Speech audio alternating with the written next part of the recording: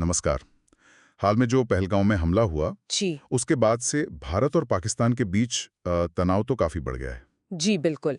माहौल काफी गरमाया हुआ है। और इसी माहौल के बीच सुनने में आ रहा है कि कल यानी बुधवार 7 मई को देश के कोई 300 से ज्यादा संवेदनशील जिलों में एक बड़ी सिविल डिफेंस मॉक ड्रिल होने वाली है। हाँ, ये खबर सही है। ये ड्रिल प्लान की गई है। और ये वो जिले हैं जहां परमाणु बिजली घर हैं, फौजी ठिकाने हैं, रिफाइनरीज, बड़े बांध, काफी महत्वपूर्ण जगह हैं। जी हाँ, बिल्कुल।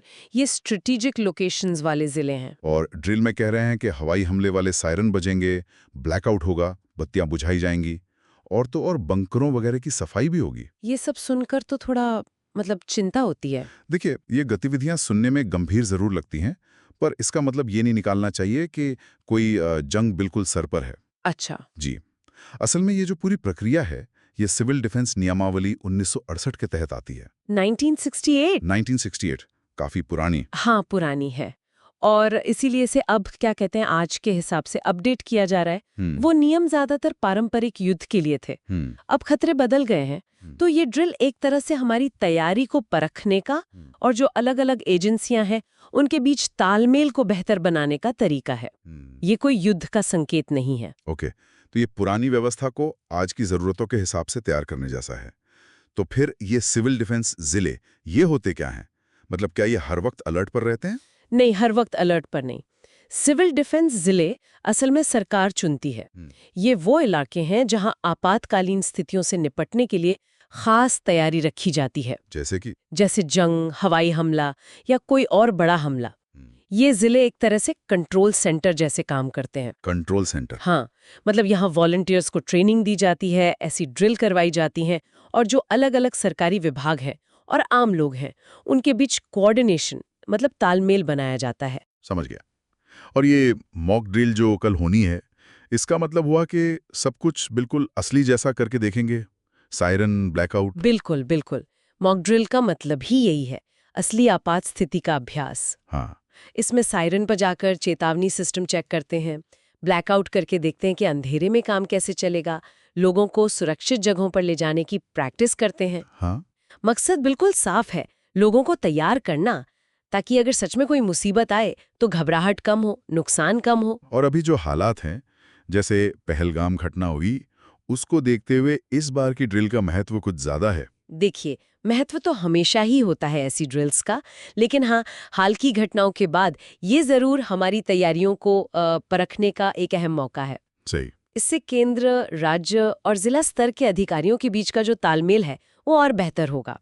और जैसा मैंने पहले कहा, ये शीत युद्ध के समय की जो प्रक्रियाएं थीं उनको आज के हिसाब से मॉडर्न खतरों के हिसाब से जांचने और सुधारने का भी प्रयास है। नए खतरे जैसे अब सिर्फ हवाई हमले का डर नहीं है, ग्रिड फेल हो सकता है, कोई बड़ा साइबर हमला हो सकता है, तो इन सब चीजों के लिए भी तैयारी चाहिए। सही बात है। तो कल इस अभ्यास में जमीन पर क्या-क्या देखने को मिल सकता है? कौन कौन सी एक्टिविटीज होंगी? कई चीजें प्लान की गई हैं, जैसे एयर रेड सायरन बजाना, इससे पता चलेगा कि वार्निंग सिस्टम ठीक से काम कर रहा है या नहीं। ठीक है। फिर ब्लैकआउट का अभ्यास होगा, जरूरत पड़ने पर बिजली बंद करने की प्रैक्टिस। ओके। फिर कैमोफ्लाज का अभ्यास भी हो सकता है, यानी जरूरी इमारतों या ठिकानों को छुपाना ताकि दुश्मन उन्हें आसानी से ना देख सकें।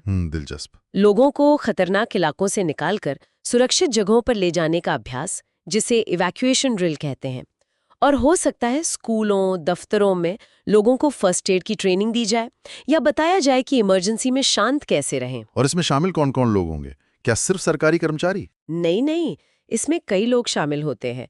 सिविल डिफेंस के अपने कर्मचारी और जो वॉलंटियर्स होते हैं वो तो होंगे ही। हाँ। साथ में जिला प्रशासन के अधिकारी, होम गार्ड के जवान, नागरिक सुरक्षा वार्डन भी, और अक्सर एनसीसी और एनएसएस के कैडेट्स और छात्र भी मदद करते हैं। अच्छा, छात्र भी? जी हाँ, वो ऐसे सार्वजनिक कामों में काफी सक्रिय रहते हैं और जाहिर है पुलिस और अर्धसैनिक बल भी इसमें शामिल रहेंगे। ये एक मिली जुली कोशिश होती है। आम लोगों के लिए कोई खास सलाह, अगर उनके इलाके में ये ड्रिल हो रही है तो उन्हें क्या करना चाहिए? हाँ, कुछ बहुत बुनियादी बातें हैं जिनका ध्यान रखना चाहिए। पहली बात, घबराएं नहीं। जी। दूसरी, जरूरत का कुछ सामान जैसे पीने का पानी, एक टॉर्च, जरूरी दवाएं, फर्स्ट एड किट, ये सब तैयार रखें। एक छोटा सा बैग बना लें। ठीक है।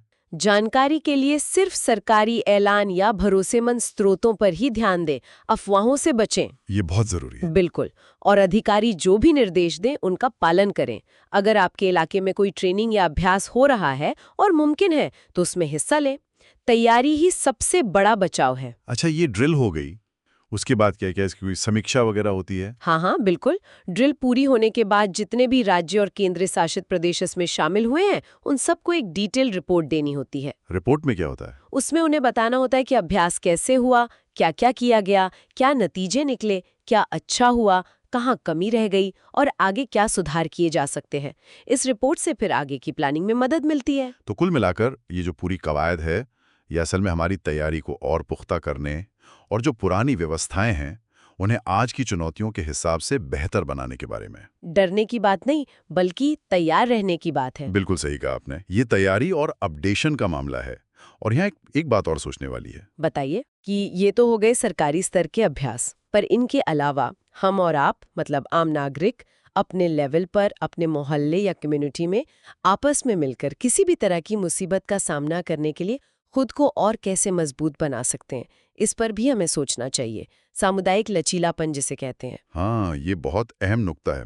सिर्फ सरकार पर निर्भर ना रहकर समुदाय के स्तर पर भी तैयारी जरूरी है। बहुत अच्छी जानकारी दी आपने। शुक्रिया। तो ये था हमारा आज का विश्लेषण इस आगामी सिविल डिफेंस मॉक ड्रिल पर। उम्मीद है श्रोताओं को स्थिति समझने में मदद मिली होगी।